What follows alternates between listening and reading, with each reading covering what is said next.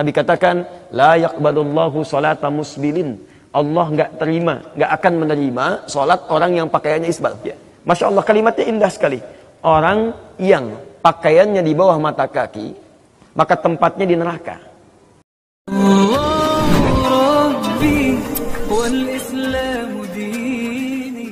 Baik, hadisnya banyak sekali tentang isbal ini, dan para ulama sudah tuntas membahas itu. Tuntas, selesai gitu kan. Jadi kalau ulama sudah tuntas membahasnya, kita yang awam nggak usah repot-repot meributkannya. Ya, para ulama nggak ribut dan menyampaikan hukum-hukumnya. Kenapa yang bukan ulama kemudian pada ribut? Baik ya, apa hukum yang disampaikan oleh ulama? Hadis-hadis isbal ini dikumpulkan oleh para ulama.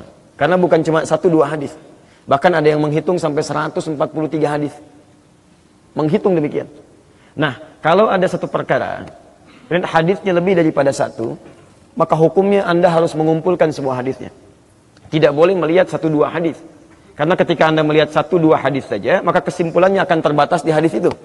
Sementara hukum yang lainnya tidak Anda tampakkan, itu nggak boleh. Ya, apapun pilihan Anda, ketika kemudian misalnya hukumnya menjadi alternatif. Misal, saya sampaikan tadi malam, untuk kita sujud itu ada menggunakan lutut, ada menggunakan telapak tangan. Kumpulkan semua hadisnya. Walaupun pada prakteknya Anda memilih menggunakan lutut, tapi jangan menutup pada yang menggunakan telapak tangan, karena itu pun ada dalilnya. Hadis tentang isbal ini ketika dikumpulkan, seluruhnya menunjukkan kepada 3 persoalan utama. 3 persoalan utama. Nanti saya sebutkan di antara hadisnya. Baik, apa yang pertama? Yang pertama, Nabi ingin mengajarkan dengan hadis isbal ini agar kita bersikap tawadhu dalam kehidupan. Jangan sombong dalam berperilaku. Ya. Apa di antara dalilnya? Satu kali ketika Nabi sedang berkumpul dengan para sahabat, lewatlah seseorang. Kemudian ketika orang ini lewat dengan pakaian yang isbal, ya, menjulur di bawah mata kakinya. Di isbal itu melewati batas mata kaki. Ya. Ketika orang itu lewat, disampaikanlah oleh Nabi.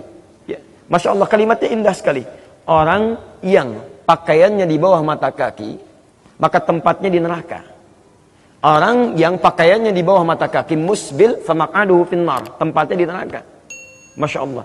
Sebelum orang itu lewat, Nabi tidak pernah menyampaikan kalimat tadi. Tapi saat orang itu lewat, tiba-tiba kalimat itu disampaikan.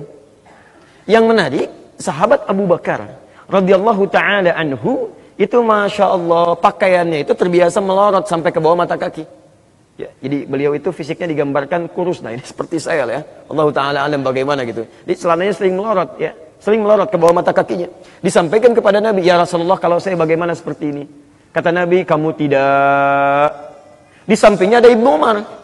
Ibnu Umar ini masih kecil Pak, anak-anak kecil. Ya, yang belum mengerti apa yang disampaikan oleh Nabi. Maka disampaikan oleh Rasulullah SAW. Disampaikan dengan bahasa yang jelas sesuai yang dipahami oleh anak seumuran kecil ini. Kata Nabi, jangan sombong. Seperti orang yang menjulurkan pakaiannya di bawah mata kaki. Khaila'a, karena sombong. Orang yang sombong seperti ini, maq'aduhu finnar, tempatnya di neraka. Kalau Anda pernah tinggal di Arab, alhamdulillah saya tinggal di 5 negara di Arab. Dan paham kebiasaan mereka. Dan saya menyatu dengan mereka. Masya Allah, di Arab itu, kalau strata kehidupan seseorang sudah mulai naik, dari aspek kepemimpinan, dari aspek naik level, sudah tinggi stratanya. Nah itu yang dikecam oleh Nabi SAW. Anda jangan sombong. Orang sombong itu tempatnya di neraka. Seperti iblis dulu pernah menyombongkan diri ketika tidak mau hormat kepada Adam. Jadi hadis terkait isbal yang pertama, itu hadis yang menjelaskan tentang aspek kesombongan. Jangan sampai mengerjakan itu dan bersikaplah tawadhu dalam kehidupan. Paham sampai sini? Jadi hati-hati.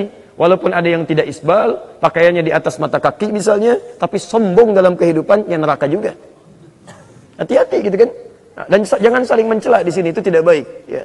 Yang kedua, hadis tentang isbal, kalau Anda kemudian kumpulkan hadisnya, ini menunjukkan kehati-hatian dalam beribadah. Kehati-hatian dalam menunaikan ibadah. Saya beri contoh misal, kalau Anda belajar di kitab Riyadhus Shalihin atau hadis-hadis yang standar, Anda pasti akan dengar kisah orang yang sholat, kemudian disindir oleh Nabi dan diminta mengulang sholatnya, bahkan wudunya. Nabi katakan, la yaqbalullahu sholata musbilin. Allah nggak akan menerima sholat orang yang pakaiannya isbal. Dia orang ini sholat, pakaiannya kelebihan Pak, di bawah mata kakinya. Kata Nabi, Allah nggak menerima sholat orang yang pakaiannya isbal. Faliyatawadda, ayo wudu lagi. Maka orang ini wudu, balik lagi sholat. Kata Nabi, la yaqbalullahu sholata musbilin. Allah nggak terima orang yang sholat pakaiannya isbal. Faliyatawadda, silahkan wudu lagi. Maka wudu lagi. Dia sholat, Pada yang ketiga, Nabi katakan lagi. Yang kedua ini Nabi katakan lagi. La yaqbalullahu salata musbirin. Allah nggak terima orang yang salatnya pakaiannya kepanjangan. Faliyatawaddo, silakan wudu lagi. Maka dia wudu lagi. Selesai itu kemudian dia salat, tidak ditegur lagi oleh Nabi sallallahu alaihi wasallam. Kalau Anda baca hadis ini secara tekstual saja, Anda akan menyimpulkan isbal itu nggak boleh. Kalau yang isbal maka salatnya pun nggak akan diterima. Masya Allah. Nah, saya bahkan pernah diberhentikan, Pak. Setelah selesai mengajar, seperti ini subuh. Ingin masuk ke mobil, ada yang diberhentikan. Seketika itu.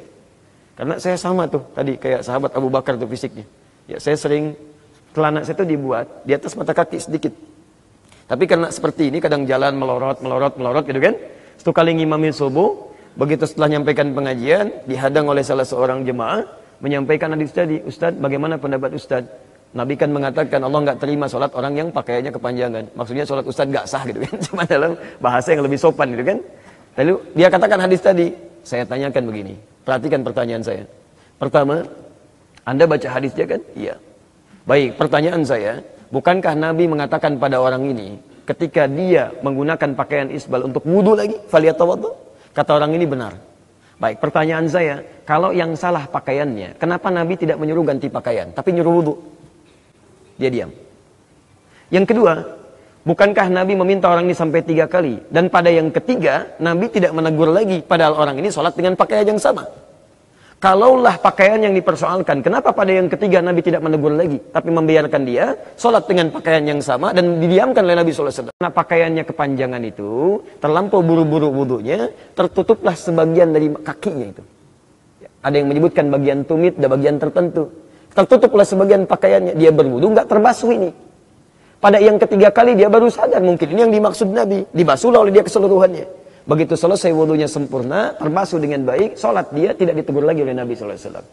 Maka disimpulkan oleh para ulama, isbal ini ingin menunjukkan kepada kita pesan dari Nabi, jangan berlebihan dalam berpakaian, ukur dengan baik, atau jangan sampai ketika kita berpakaian menyebabkan ibadah kita tidak sempurna, termasuk mendatangkan najis misalnya. Pakaian antum berlebihan, saya kan sampai nempel ke bawah ketika jalan, debu tergeser. Belum tentu di antara debu itu suci semua. Ada yang menempel di tempat yang kotor, terbawa. Kemudian Anda sholat, walaupun Anda lipat, kan kotorannya masih ada di situ. Jelas ya? Maka dari itu, hukum isbal yang kedua ini ingin menunjukkan teman-teman sekalian tentang kehati-hatian dalam beribadah. Jelas ya? Dan yang ketiga, isbal pun hati-hati. Kalau dikumpulkan semua hadisnya, ini ingin menunjukkan keselarasan dan keindahan dalam berpakaian. Ada estetika di sini. Innallaha jamilun yuhibbul jamal. Allah itu indah dan menyukai keindahan. Baik yang isbal ataupun yang tidak isbal, hendaklah menyesuaikan dalam berpakaiannya. Jadi jangan sampai misalnya mohon maaf, yang tidak isbal pun misalnya boleh, silahkan, itu sah, baik sekali. Gunakan oleh Anda untuk menjaga syariat, boleh, sah, gak ada masalah. Tapi jangan sampai juga melanggar estetika, tidak nampak keindahan, sehingga seakan-akan Islam tidak peduli dengan keindahan. Sudah pakai dasi, pakai jas, celananya terlampau tidak isbal, misalnya kan mendekati lutut, kan gak enak juga dilihatnya, kan? Silahkan menyesuaikan di sini ya. Jadi teman-teman sekalian, dari 3 pendapat ini ada yang mutasyaddid. Mutasyaddid itu ketat hukumnya. Daripada kita terkena hukum, ya baik itu kehati-hatian dalam ibadah ataupun kehati-hatian untuk tidak mendapatkan neraka, maka pertama mengatakan sudah lebih baik tidak isbal sama sekali. Ya, tidak isbal. Jadi digunakan celana di atas mata kakinya dengan batas-batas tertentu. Yang kedua, ya, ada yang menyimpulkan karena ini terkait dengan kehati-hatian dalam ibadah, tidak boleh sombong, harus tawadhu, maka dia lebih fleksibel. Silahkan sesuai dengan kebutuhannya dan keadaan tempat yang akan dia hadiri, baik itu isbal ataupun tidak isbal, yang penting hati-hati dalam ibadah, kemudian tidak bersikap sombong dalam kehidupan dan jaga estetika. Ya, jadi itu saja terkait dengan hadis-hadis isbal ini, tidak perlu dipertentangkan karena ini pendapat para ulama yang mereka pun tidak berselisih dalam masalah ini. Jadi kalau ulamanya tidak berselisih, hadisnya jelas, kemudian antum beda sendiri, yang salah bukan ulama, yang salah antum yang belum paham hadisnya. Jelas sampai sini ya? Baik, jadi teman-teman sekalian saya anjurkan tidak usah saling mencela, tidak usah saling menyaingi satu dengan yang lainnya. Masya Allah, ada orang lewat, celananya tidak isbal, lalu antum ada yang menghina misalnya atau mencelanya. Ada banjir ya? Masya Allah, gak usah seperti itu. Seperti sering juga saya dengar kadang-kadang ada orang yang isbal misalnya, padahal dia menjaga waktu sholatnya baik dan sebagainya. Kelebihan pakaiannya, saya ada gunting di rumah. Ya, kadang-kadang kita lupa, celana tidak isbal tapi mulutnya isbal. Pendengarannya isbal gitu kan. Jadi tolong dikondisikan supaya lebih baik dalam praktek kehidupan kita ya. Allahu musta'an insyaallah. Barakallahu fiik.